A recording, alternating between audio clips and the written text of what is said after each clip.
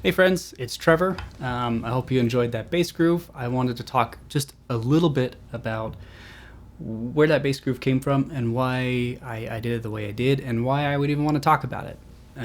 The reason being is that it wasn't a conventional bass line in some ways. There were some things that I intentionally did to kind of break with tradition as far as typical bass lines go. Over the past year, I've done a new bass line every week for the entire year. And I've noticed during that time that I haven't really broken from tradition all that often. I've done some interesting things as far as playing with different time signatures and moving around to different genres and things like that. But I've kept it pretty basic as far as one thing is concerned, and that is starting the first beat of the first beat of the phrase on the tonic, or the one of the chord. In this case, I played this particular groove in E major. But I didn't want to start on E. I wanted to start somewhere else, so it wasn't readily apparent what key it was in. So when I started up here, I didn't start on E on the 1 necessarily. And the strong beats of the phrase was the B and the G sharp.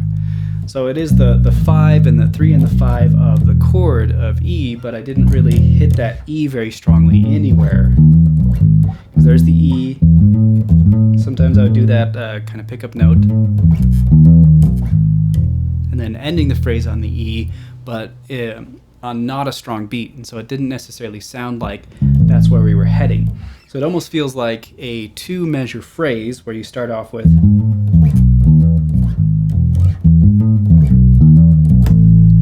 and that's where we end up landing. So that's A, that's the fourth of E.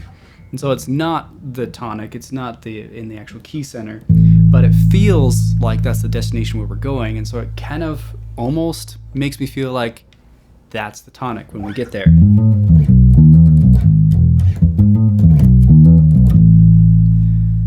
That feels like home, but it's not. So I was trying to play around with a little bit of kind of playing with convention a little bit and not playing it quite so safely, of starting in E and then moving to A, then moving back to E again in some form or fashion.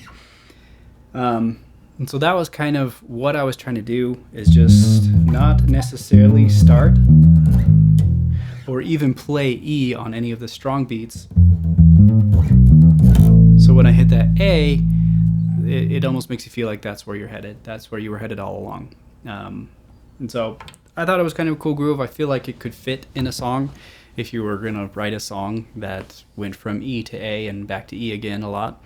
But you didn't necessarily want the bass line to be the typical bass line that you would hear over everything else. So that's what I was trying to do. I hope you enjoyed that. I hope that you liked that. Let me know what you think of that. And if you felt like it was a lame bass line, that's okay too. I thought it was pretty cool.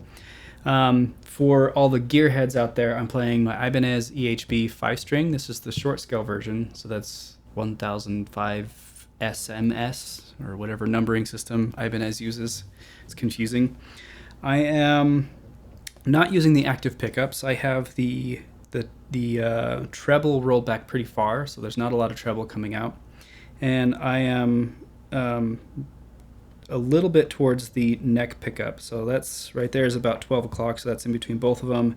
And I'm about there, so it's maybe 75% going through this pickup. None of the other things are on. The volume's all the way up. I am going through my Line 6 StompXL, and the only thing I have going on there is a compression pedal, which is on all the time, and it's through an amp simulator as well. And I also have some overdrive boost. This is without it. This is with it. So I wasn't playing hard enough to hit any of that overdrive. It didn't really get any of that distortion going, but it was enough to kind of color the tone, which I thought was cool.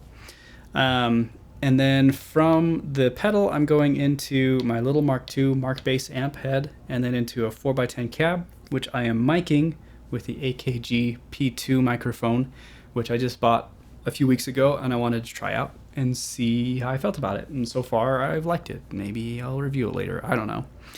It's a cool microphone. I don't know how much more I can say about it. And then from there into my Behringer audio interface, and then into Logic. So it sounds like a lot, but it's not that complicated of a setup. So if you're interested in that kind of stuff, let me know in the comments. I'm happy to talk about setup, recording stuff, whatever it is you guys want to hear about. But hope you like that groove. Let me know if you want to hear some more unconventional stuff, or if you just like to go back to normal bass lines. Either way, I'm cool. Just let me know in the comments. Thanks, guys. Have a good one. Keep practicing. Later.